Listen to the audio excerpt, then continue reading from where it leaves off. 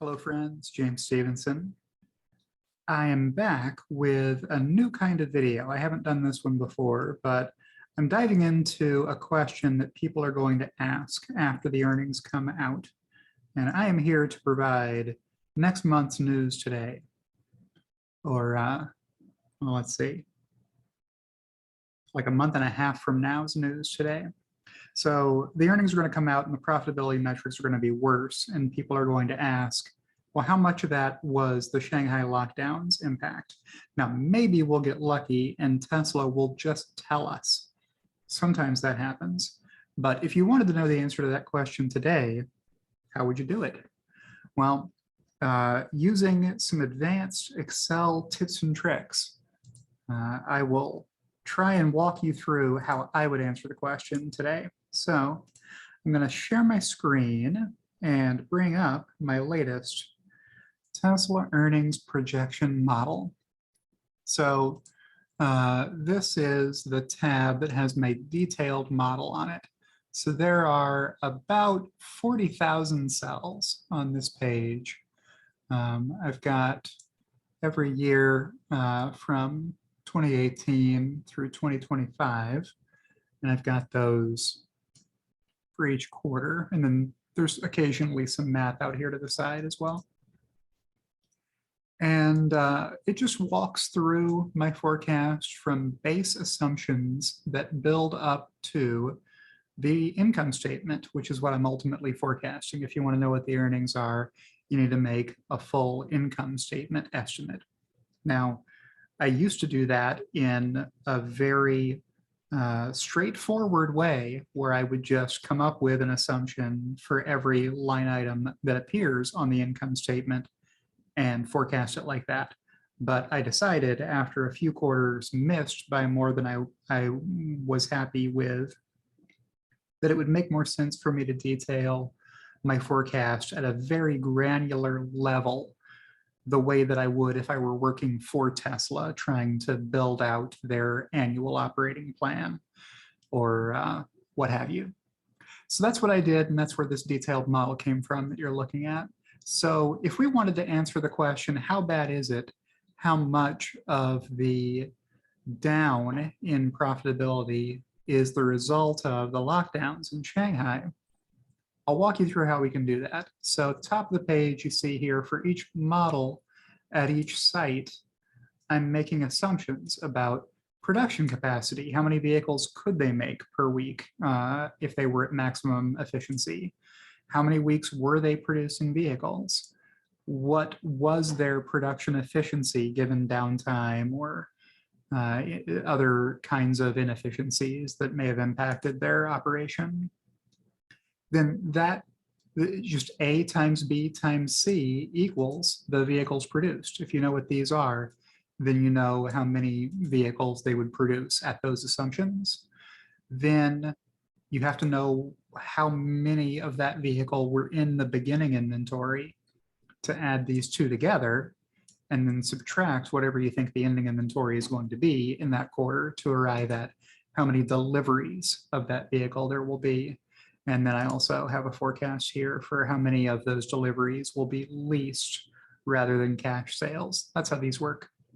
So what I'll do is scroll out here to the side so that you can see just the most recent full year and then the current year. Here's the column we care the most about. Column U has the Q2 2022 assumptions in it. I'm just going to scroll down past Fremont to Shanghai and show you what's cooking in my forecast. So last quarter, we had assumed 12 weeks of production at 8,500 max weekly production capacity for the Shanghai Model 3 at 74% production efficiency.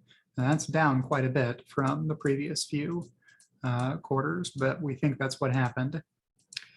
Then based on these, which we've tied out to the actuals for Q1 in total anyway, and I borrow heavily from Troy Teslaike's assumptions on the breakdown for the actuals so that we stay in pretty good alignment. This is the deliveries, and the same for Model Y here.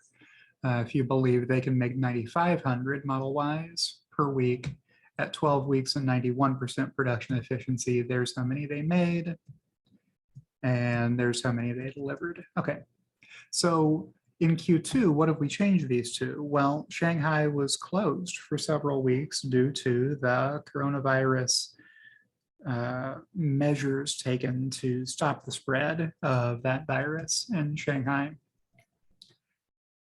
And then when it reopened with only one shift, working 6 days a week, 12 hours per shift, and living in the factory, literally.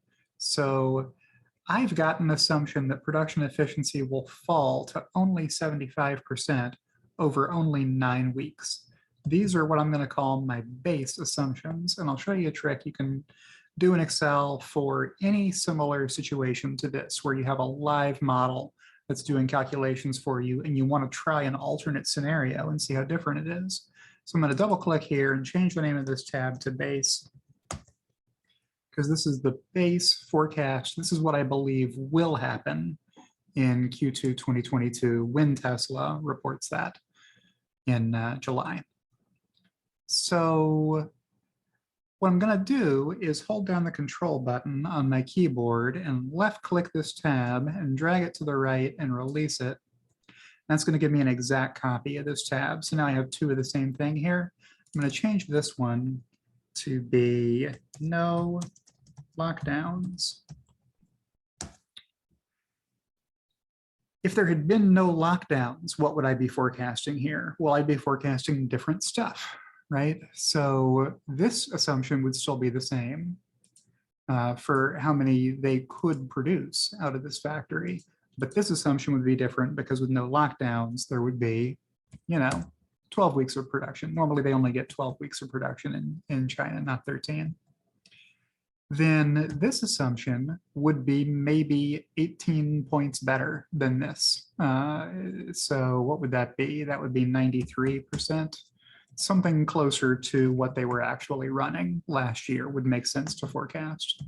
And then down here, if this were 18 points better, it would also be 93%, something more like what they've been doing the past couple of quarters. Again, at 12 weeks of production. So you can see these numbers updated down here.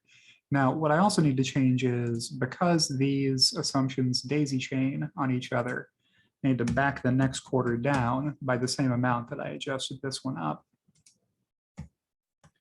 to hold it to the same assumptions I was making. So my assumption here is that maybe we don't ramp right back all the way very quickly, but it'll be back to 95% by Q4. Okay, so now I've got a tab that has my base assumptions, and I've got a tab that has my no lockdowns assumptions. And because these assumptions flow all the way through to every other cell that depends on them in this model, we can see how different they are just by going back and forth. But even better than that is the trick that I'm going to show you. So you hold down your control button, you grab this tab, you drag to the right and release, and you got another exact copy of this. I'm going to change this to variance. And I'm going to use this tab to isolate for every cell on the page how much it changed by from the no lockdown scenario to the base scenario. So what do I mean when I say that? I'm going to scroll up to the top and to the left and find this, this tab here. The top left cell is D8.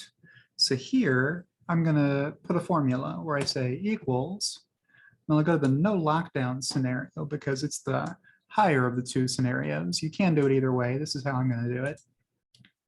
And then I'm going to subtract from that the base scenario to see how much higher the no lockdown scenario would be than the base scenario. So these are both cell D8 here. Now all I have to do is repeat that 40,000 times. I'll show you a quick way of doing that. So we're going to copy this cell, and I will just scroll on out here to the side, and I will use my page down button to get down to the bottom of my mammoth monster spreadsheet here. and I will hit on my keyboard Control G, which is go to, and then I will click the special button here.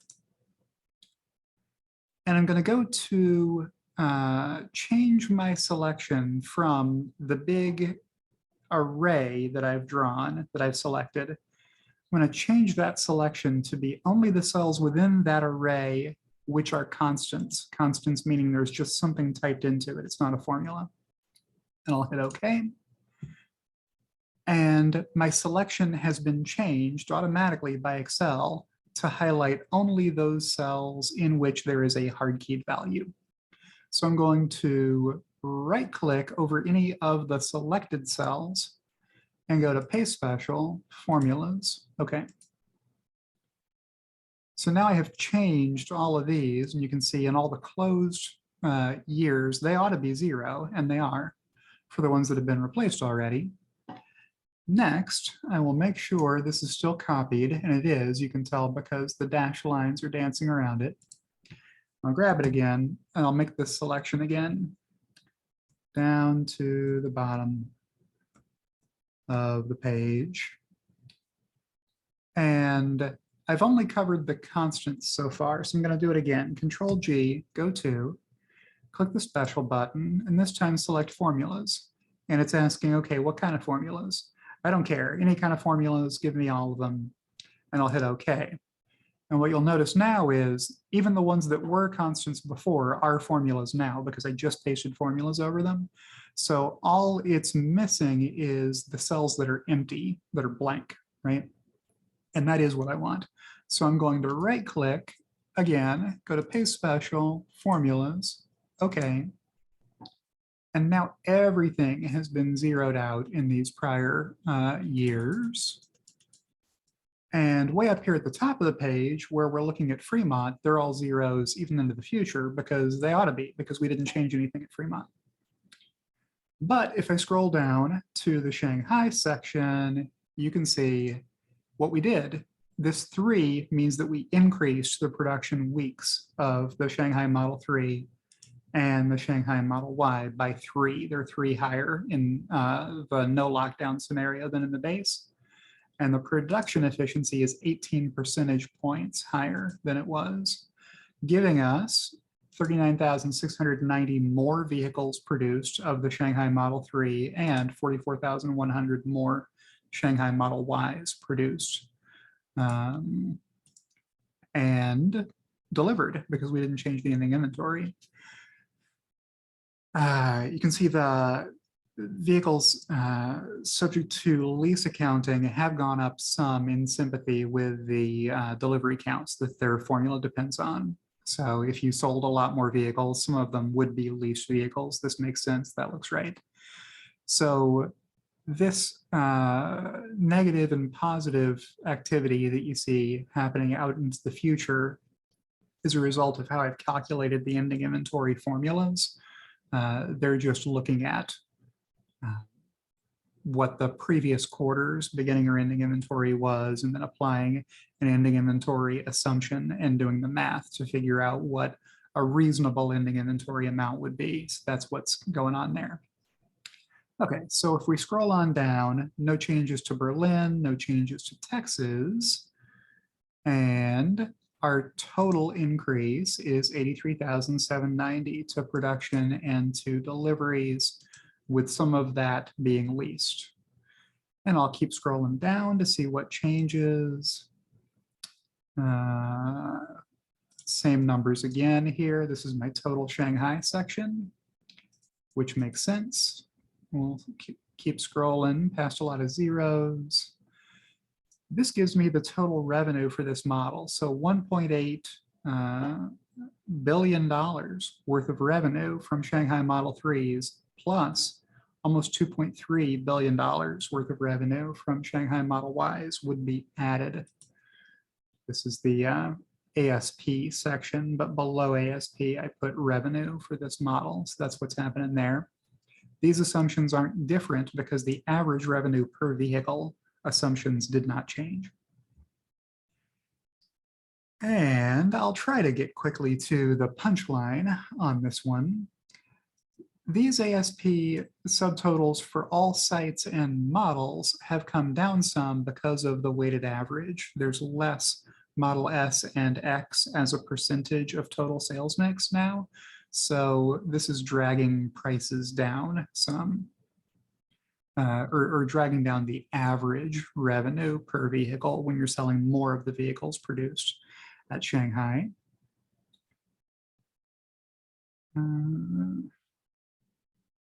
And so here's that revenue again showing up. 4.1 billion almost on the deliveries excluding leasing, a tiny amount of spare change on those leased vehicles, $12 million. So there's the 4.1 billion worth of difference in revenue. So what I'm saying here is if there hadn't been lockdowns, I would have expected Tesla to produce another $4.1 billion in revenue above what I think they will actually report. And the regulatory credits revenue would have gone up by a little bit because you can make regulatory credits off the vehicles you produced and sold from the Shanghai factory. Okay. What's this one giving us? It's giving us the cost of sales. So cost of sales dollars would move higher, even though none of the assumptions for each of the models would change on how much the cost of sales per vehicle would be for each of these option configuration types or other types of revenue. So you would have more costs. You would have another $2.555 billion worth of cost of sales, I would estimate, without lockdowns. Cost of sales dollars, there's that number, there's this number. We see the same number again here.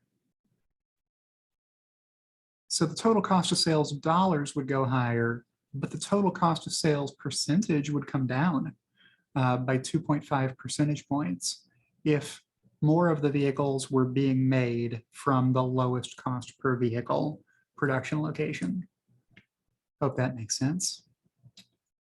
And the gross margin would be better by that same 2.5 percentage points. Keep scrolling past all these zeros. Here we see cost of sales percentages again. That's the Model 3, that's the Model Y, there it is in total. So 2 points to automotive gross margin, including leasing. And that brings us to the income statement. Okay, so what's different on the income statement? Well, here's that same 4.1 million worth of revenue we talked about. Here's that same 2.555 billion worth of automotive and leasing cost of sales. Services and other revenue would go up by a little, and that makes sense because you would have more buyers buying stuff from the Tesla website. Charging equipment and floor mats and t-shirts and Tesla insurance and whatever else goes into other. Small amount, but little amounts can add up sometimes, right? Not much else to speak of here except for the provision for income taxes. So you'd have to pay another $145 million worth of income taxes on the additional 1.5 billion worth of income. So you'd be looking at a GAAP impact of, drumroll please, $1.4 billion.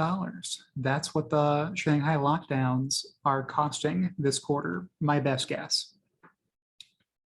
Maybe we'll get an official answer from Tesla as to what that is. On a non-GAAP earnings basis, it's damn near on 1.4 billion right there. Little differences here, not much. Trying to skip to anything new we may see here. So this is the total automotive revenue breakdown by type. Most of it is hitting in the base configuration because you're selling more vehicles. Smaller amounts below that. Cost of sales, same deal. So this is the breakdown of the cost of sales percent changes by type. total revenue per delivery would come down, as would the total cost of sales per delivery. And that makes sense. When you're making more Shanghai mix of your total sales, that would happen. And you would have more revenue per fully diluted share because you would have more revenue. And the GAAP net income without regulatory credits would go up by 1.25 billion.